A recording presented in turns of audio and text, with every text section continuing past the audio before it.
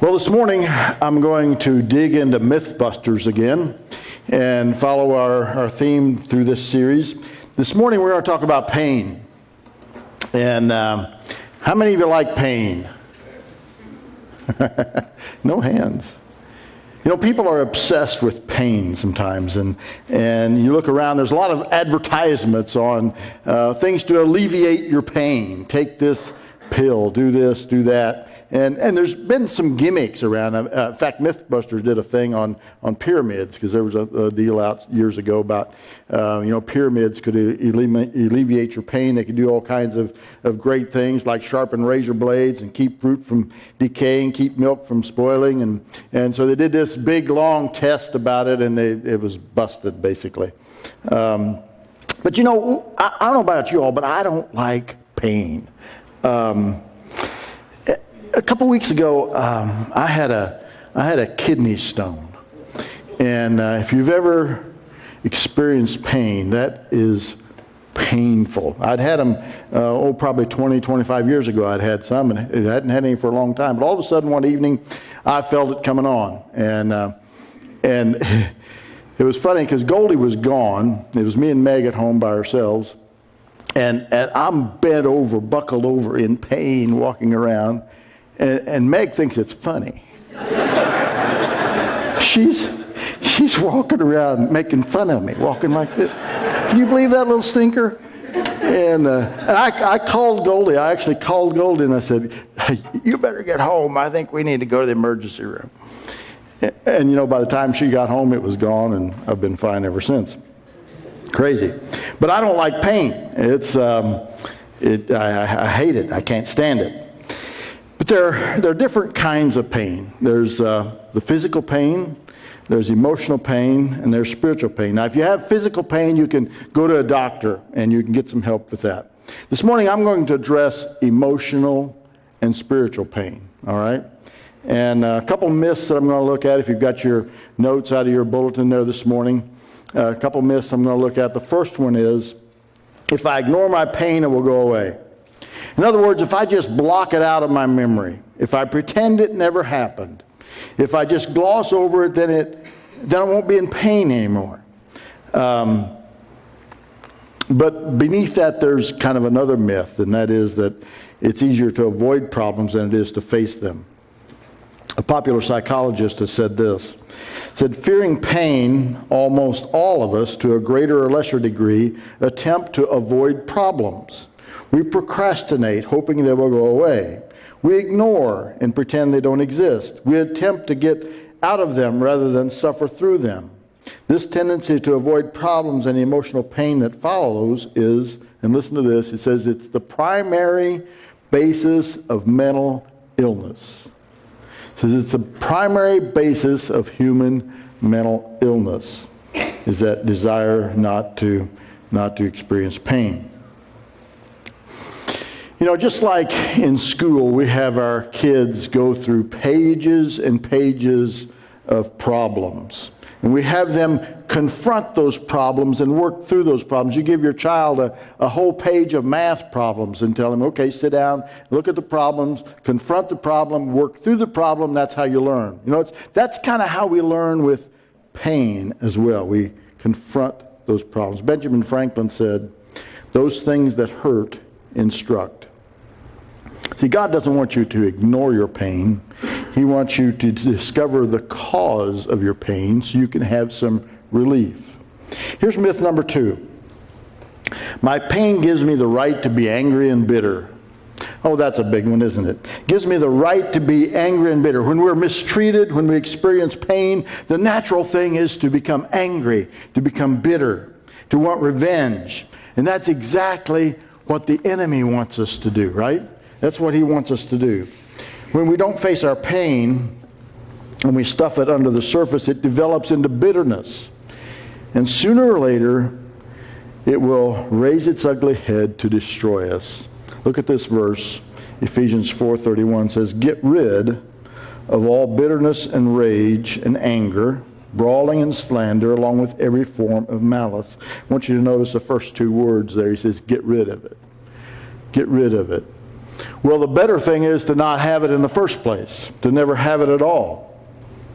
Hebrews 12:15 says, so to see to it that no one misses the grace of God, and that no bitter root grows up to cause trouble and to defile many. You know, in our garden at home, we've got this nasty weed that, I don't know where it came from, but it's this viney little thing that I go out, and Goldie says, the garden needs to be tilled. So I go out and till the garden. And I till it all up, and it looks beautiful. And in a few days, we've got these little things popping up again. They just come up again because there's a root system underneath the ground that just pops up somewhere else. Just keeps coming up somewhere else. And I found that Roundup works really good. Goldie doesn't really like when I spray our garden with Roundup. So, but bitterness is kind of like that. You think you've got it taken care of over here, and then it pops up over here somewhere else. And what's its cause? Its cause is an improper response to the pain in your life. So, why does God allow pain in your life? I want to be clear this morning that God doesn't bring pain into your life. Pain comes from our own bad choices. It comes from other people's bad choices. Sometimes it comes from Satan and his legion of demons. And sometimes it's just because we live in a fallen world today. A fallen world that is ruled by the prince of darkness. So there's pain in our world. But here's the great thing. Here's the truth. Pain is a tool that God uses for good in my life. Pain is a tool that God can use for good in your life. Now the problem is we often don't understand that. We don't realize what that good is. In fact, we think about think about Jesus' disciples. Okay, they'd put their hope in this friend, and they'd left everything to follow Jesus. And they come to just a few days before Jesus was going to be crucified and taken away from them. And look at what Jesus has to say to his friends. He said, you don't realize now what I'm doing, but later you will understand. This morning I want to tell you that you may not realize right now what's happening. You may not realize the pain that you're experiencing, what is going on, but later you will understand. At some point you will understand. And for some of us it may not be until we get to heaven and God explains all of it to us, and then we understand. So this morning I'm going to look at 5 ways God uses pain for good in your life. How can God use my pain for good? The first thing is God uses pain to goad me. To goad me. Goad means to motivate. You ever been to a circus and you see these huge elephants, and you see some guy walking along beside these huge elephants with a little stick, just a sharp little stick. And he uses that little sharp little stick to goad that elephant, to motivate that elephant to do whatever he wants to do. Even though it's just a little bitty stick, and that elephant is much more powerful than that little stick is, God uses that, or the trainer uses that stick to guide that elephant. You know, pain is like a warning light sometimes. You know, my car, we tend to drive vehicles that have a lot of miles on them. I think Goldie's vehicle and mine both have close to 200,000 miles on them. And once in a while, that light comes on. In fact, I think the light's on right now in my pickup truck. And I tend to keep driving. You know, as long as it runs, drive it, right? And but sometimes that light comes on. It means something. It means it's a warning. It's time to do something. There's this quote that says, we don't change when we see the light. We change when we feel the heat. You know, and sometimes you get to the point where it just don't go anymore, and then you got to do something about it. But the light is on because it's a warning that we need to do something about it. This verse in Proverbs says, physical punishment cleanses away evil. Such discipline purifies the heart. But I like the Good News version of it, where it says, sometimes it takes a painful experience to make us change our ways. Pain prompts us to do things we'd rather put off. It prods us, it pushes us, it compels us to change. Pain forces us to change when we don't want to change. By the way, you know how many psychiatrists it takes to change a light bulb? one, but the light bulb really has to want to be changed. You know, people are like that. They have to want to change. You know, we have the story of the prodigal son in Luke chapter 15, where it says he spent everything he had. He was hungry. At last he came to his senses and said, I'll get up and go to my father. He had hunger pains. His hunger pains motivated him to do something that he should have done all along, was go home to his father. He had hit rock bottom. And how many times does it take someone, an alcoholic, a drug addict, or someone like that, who comes to the point where they have to hit rock bottom before they'll ever change? I see it happening with people who have a smoking habit. You know, all their life they've heard smoking's bad for you. It's going to give you cancer. It's going to, you know it's bad. You know you shouldn't be doing it. But many people don't change until, you know, they wind up in the hospital or something. They have some kind of health issue. Then all of a sudden, oh, I can quit smoking. Why didn't you do it 20 years ago? Because the pain wasn't big enough. There wasn't enough pain there yet for that.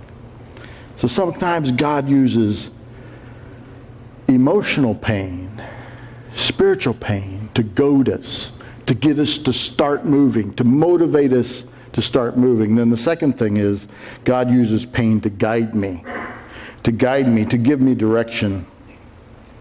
Psalm 119, the psalmist says, the suffering you sent was good for me, for it taught me to pay attention to your principles.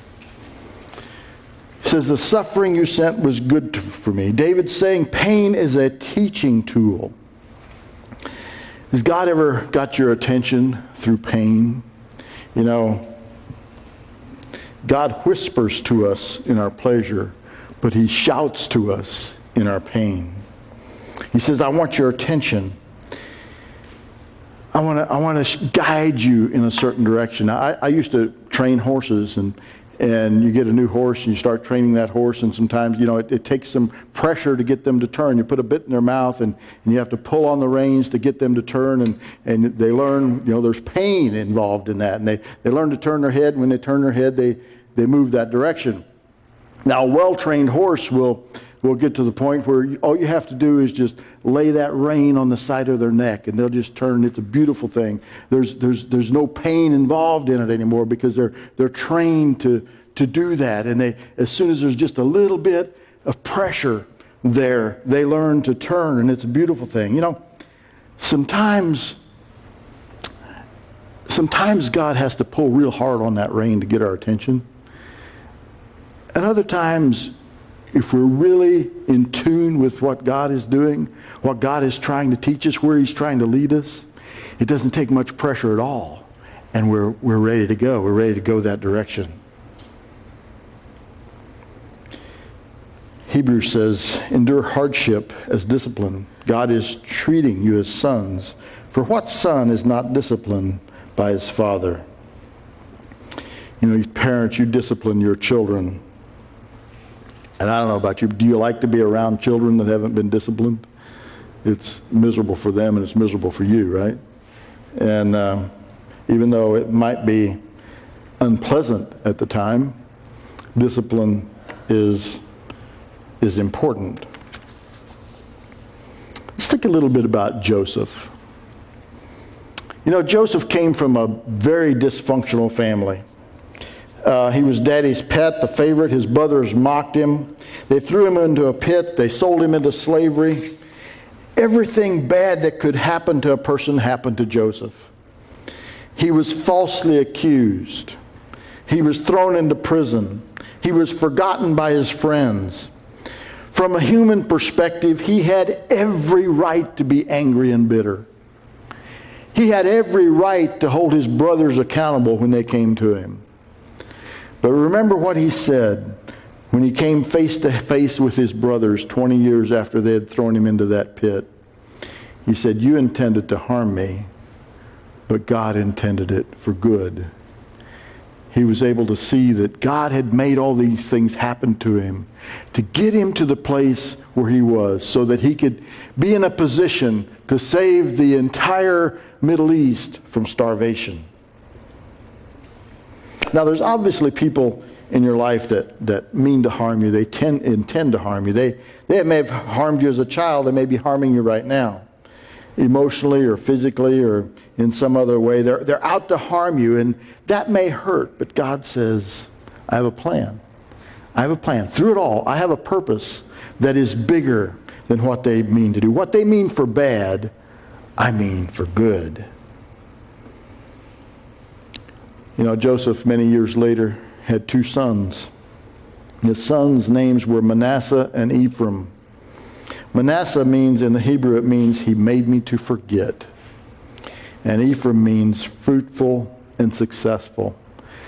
So Joseph is saying, through naming his sons, that through all the things that he'd been through, God made me to forget. And he made me fruitful and successful. Here's a third thing this morning. God uses pain to gauge me. To gauge. In other words, it's a measuring tool. You know, in engineering, you use gauges to measure things. You use a pressure gauge to measure air, hydraulic pressure. There's calipers and micrometers and other types of measuring instruments to gauge something, right? And God uses pain to help you see what you're made of. God knows what you're made of, but sometimes you don't know what you're made of. And how you respond to pain gauges what you're made of. It measures your faith. It measures your commitment. And that can all be gauged through pain. It measures your maturity. It measures your patience. I like this quote. People are like tea bags. You don't know what's in them until you drop them in hot water. Sometimes we're like that. When you drop someone in hot water, then you really learn what they're like. You know, the Bible often compares pain to a refining fire. A refining fire. Like a fire you heat up to refine gold or silver, and you melt it down, and the garbage comes to the top, and you can scrape it off, and what you have left is pure gold or silver or some other metal. See, pain will burn off selfishness. Pain will burn off materialism. It's a great refiner of ego and pride. It will burn off impatience. So many things. God says, I want to refine you through the fire.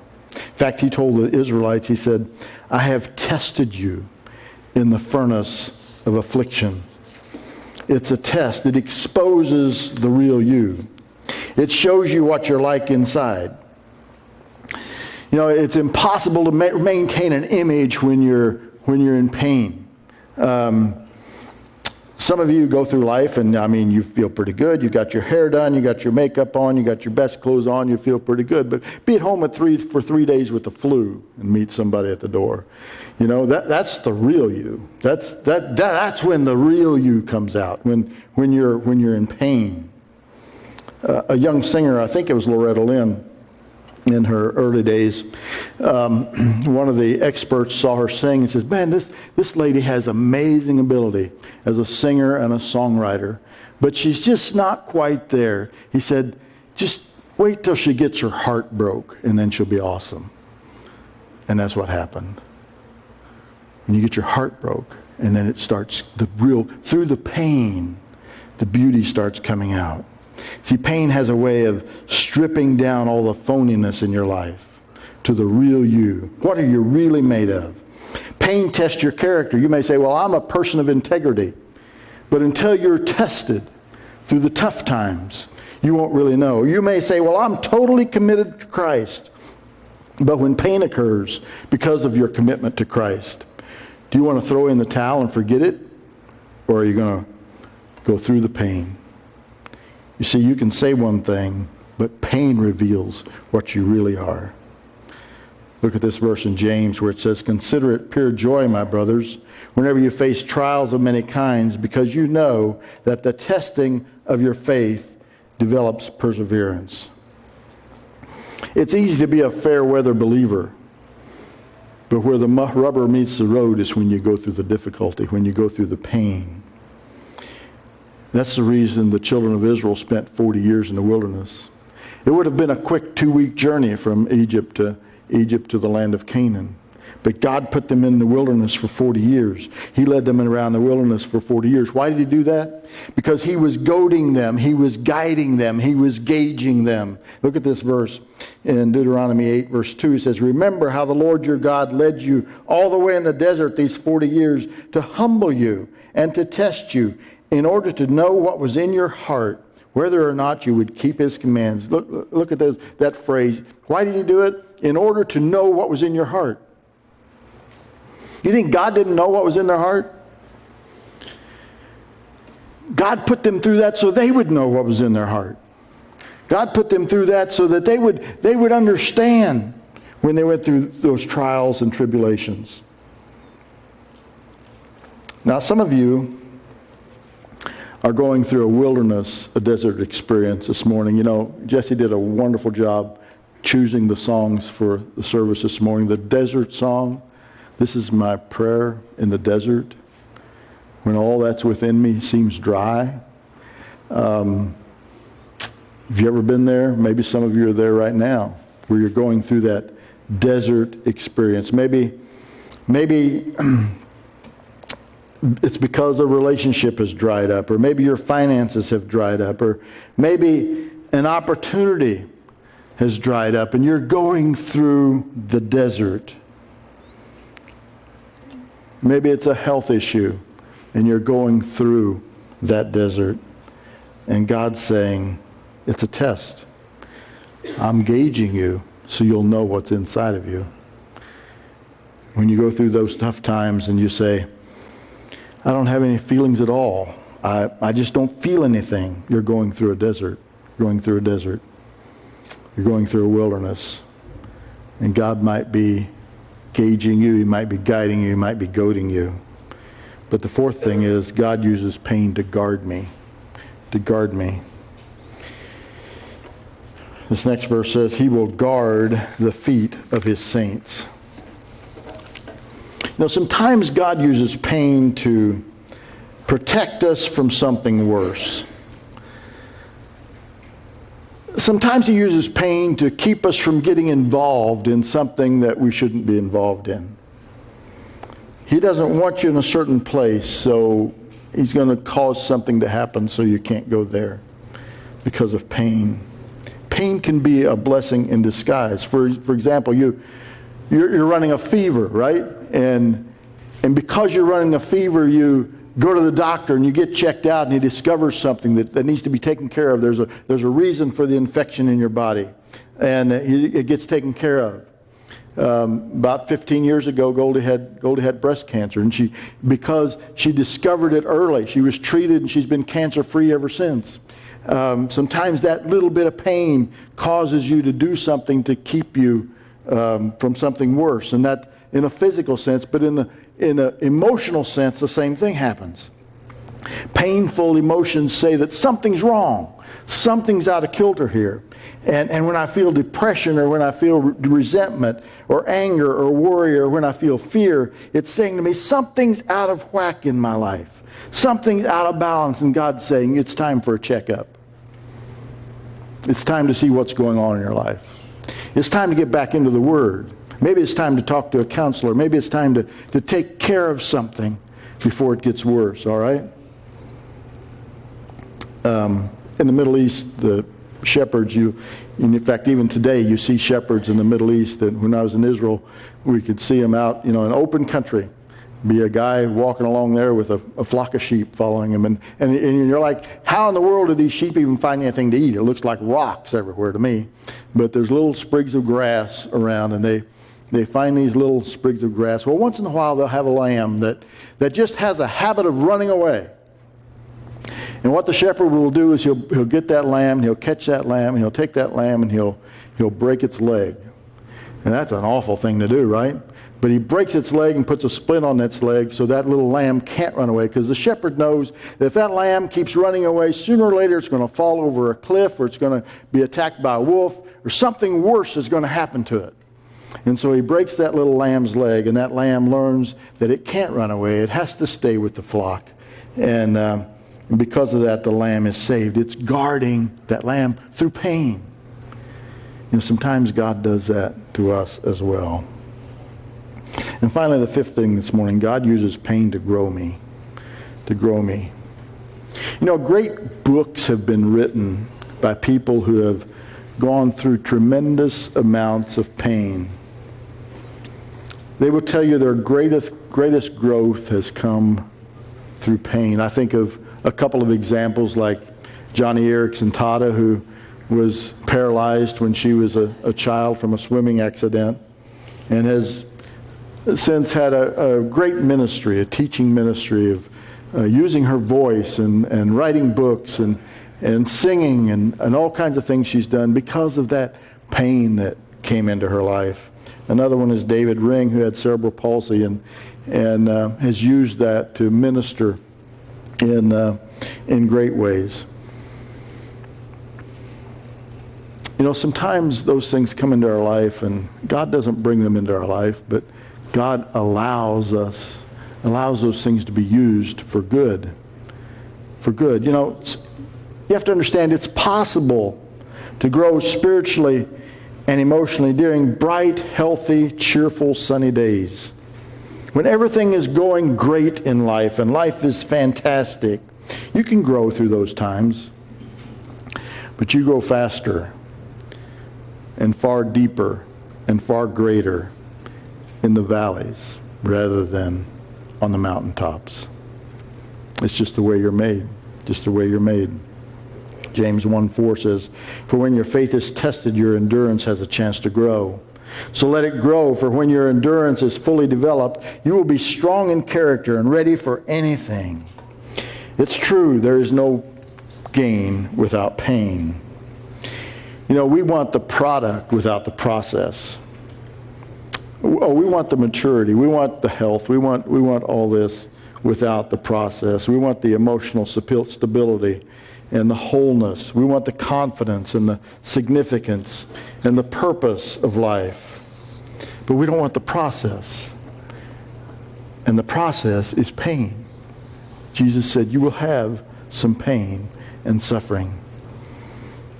See, the very thing that discourages you the most, God uses to develop you. And that's no accident. You know, think about David. King David, how could he write those amazing Psalms? Well, all you have to do is look at his life. Look at the life story of David. He comes from a dysfunctional family. He was rejected by his brothers. He was sent out into the fields. While his brothers were enjoying, parties and all kinds of things and success, he was sent out to be the shepherd. In fact, when Samuel came to anoint the next king of Israel, they went through the whole family. They didn't even think about David. David was left out there in the field.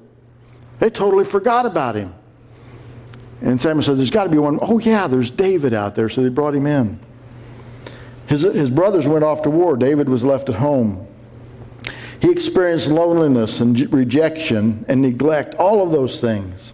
And it was during those painful times that he wrote some of the most beautiful psalms.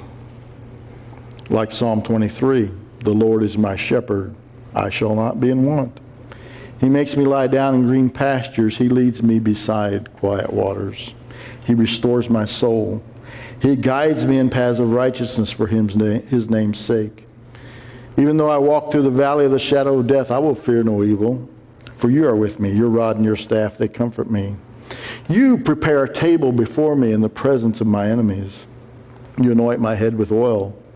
My cup overflows. Surely goodness and love will follow me all the days of my life, and I will dwell in the house of the Lord forever." David could have never written a psalm like that if he hadn't experienced the pain. Where are you lying your pain to move you this morning? Don't waste your hurt. Don't waste your pain. Pain turns some people into saints, but it turns other people into devils. It's how you respond to that pain. Pain is inevitable. It's part of life. But misery is optional. Misery is optional. If you let your hurts, your emotional and physical hurts or whatever leads you into a relationship with Christ and to know Him, then you'll be able to say like Paul, when he said, indeed, in our hearts we felt the sentence of death, but this happened that we might not rely on ourselves, but on God who raises the dead. My plea with you this morning is that you'll give your hurt and your heart to Jesus Christ, the great physician. 1 Peter 4:19 says, if you are suffering according to God's will, keep on doing what is right and trust yourself to the God who made you, for He never fails you. This past week, Golda had a rummage sale, and so I was going through my closet. Ever so often I got to do that because my bookshelves, I got these huge bookshelves, and after a while they overflow because I'm always buying books. And I come home from somewhere and Golda says, you bought some more books? And so once in a while I have to go through and I have to weed them out. And so I weeded out a bunch of them and took them to a rummage sale. And as I was doing that, I ran across a little book I forgot I had. It's by Max Lucado. And it said, God will use this for good, surviving the mess of life. Max Lucado is a great storyteller. And he gives several stories in here about people that he was ministering to and so forth. And throughout this book, one of the common things that he would tell people as they came through to him with their hurts and their problems and the mess of their life, he would say this. He said, you'll get through this. It won't be painless. It won't be quick. But God will use this mess for good. In the meantime, don't be foolish. Don't be naive. Don't despair either. With God's help, you will get through this. That's what I want to leave with you all this morning. And I don't know what you all are going through. I know some of your stories. But I know all of us experience pain. So in closing this morning, could we just bow our heads and close our eyes and maybe do a little bit of self-evaluation today? And you think of the hurt that you're going through and the pain you're going through and ask yourself, Father, are you using this pain to motivate me to do something? Are you using this pain to guide me, to point me in a new direction? Are you using this pain to gauge me, to help me measure myself and see what I'm really like on the inside and see what needs to be changed? Is it a warning light that something's not right in my life? Are you using this pain to guard me, to protect me from something worse, to keep me from wandering too far, to keep me dependent upon you? Are you using this pain to grow me, to make me more like your Son, Jesus Christ? See, Paul said that this happened so that we might learn to trust, not in ourselves, but to trust in God. Father, we thank you this morning for your word. We thank you that through our pain, you're still there, and you promise to never leave us or forsake us, that even in our desert, you will be there and you will guide us and you will help us. Help us, Father, to have hearts that are willing to turn to you in our pain. And God, just heal our pain. Bring healing to the pain in our lives, whatever that may be. Father, I lift each person here this morning up to you, that you can help them to grow through the pain and to become the people that you have designed them to be.